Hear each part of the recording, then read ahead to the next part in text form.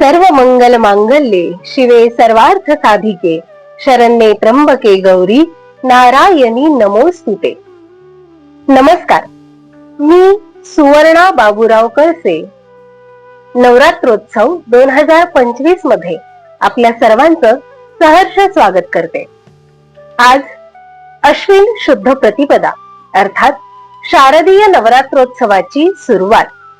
नवरात्र उत्सव हा दुर्गा देवीच्या पूजनाचा, आराधनेचा, उपासनेचा पर्वकाळ असतो.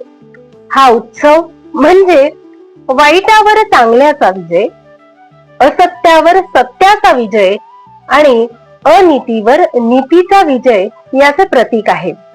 याच बरोबर सृजनाचा सोहळा आहे, मातृशक्तीचा जागर आहे. आपल्या पूर्वजांनी किती विचारपूर्वक या सगळ्या सण, उत्सव, रूढी, प्रथा, परंपरा यांची योजना केली आहे ना. नवरात्रोत्सव हा सण ऋतू परिवर्तनाच्या काळात येतो, ज्यामुळे आरोग्यावर आणि इतर व्यवहारांवर सकारात्मक परिणाम होतो. हा उत्सव देवीच्या शक्ती आणि सामर्थ्याचे प्रतीक आहे, जे लोकांमध्ये नवी उमेद आणि उत्साह निर्माण करते. या काळात देवीची उपासना केल्याने सकारात्मक ऊर्जा प्राप्त होते.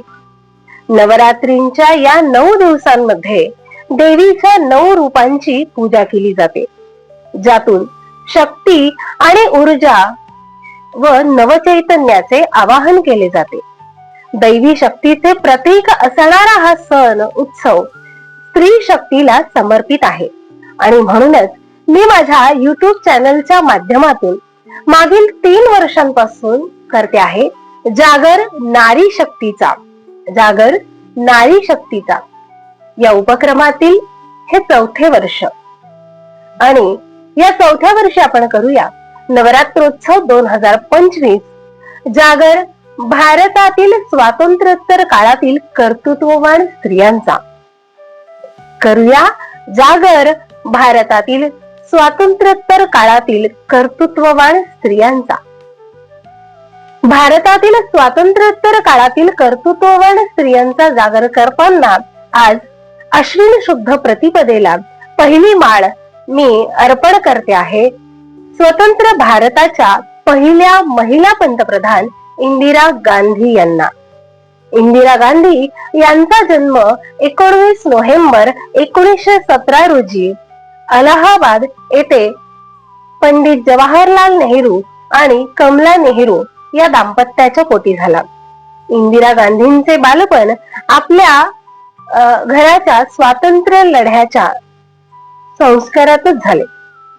1947 ते 1964 या काळात पंडित जवाहरलाल नेहरूंच्या पंतप्रधान पदाच्या काळात इंदिरा गांधींना त्यांचे प्रमुख सहाय्यक मानले जात होते. 1959 मध्ये भारतीय राष्ट्रीय काँग्रेसच्या अध्यक्षपदी त्यांची निवड झाली. 1964 मध्ये त्यांच्या वडिलांच्या मृत्यूनंतर त्यांनी माहिती आणि प्रसारण मंत्री आणि त्यानंतरच्या काळात अणुऊर्जा मंत्री म्हणूनही काम केलेलं आहे. 1966च्या सुरुवातीला लाल बहादूर शास्त्री यांच्या निधनानंतर इंदिरा गांधी यांनी आपले प्रतिस्पर्धी मोरारजी देसाई यांचा पराभव करून त्या नेत्या बनल्या आणि भारताच्या 3ऱ्या आणि पहिल्या महिला पंतप्रधान म्हणून त्या विराजमान झाल्या. हा एक ऐतिहासिक क्षण होता. स्वतंत्र भारताच्या पहिल्या महिला पंतप्रधान म्हणून त्या विराजमान झाल्या. 1966 ते 1977 आणि पुन्हा 1980 ते 1984 या काळात त्यांनी पंतप्रधान पदावरून देशाचं प्रतिनिधित्व केलं. 1975 मध्ये त्यांनी आणीबाणीची घोषणा केली. 1975 ते 1977 पर्यंत त्यांनी भारतात आणीबाणी लागू केली.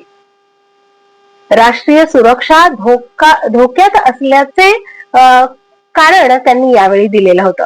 एकूणच आणीबाणी हा भारतीय लोकशाहीच्या इतिहासातील एक महत्वाचा आणि तितकाच वादग्रस्त काळ होता. परंतु या वादग्रस्त काळातही एक गोष्ट मात्र लक्षात आली, इंदिरा गांधी या अतिशय धाडसी नेत्या होत्या आणि म्हणूनच त्यांना भारताची आयर्न लेडी असंही म्हटलं जातं. इंदिरा गांधी यांच्या कार्यकाळातील भारत पाकिस्तान युद्धातील भारताचा विजय ही एक महत्वपूर्ण सकारात्मक बाब आपल्याला सांगता येईल. बांगलादेशच्या उभारणी वेळी त्यांची भूमिका आणि देशाला अणुशक्ती संपन्न बनविण्याचा त्यांचा निर्णय भारताला प्रगतीपथावर नेणारा होता.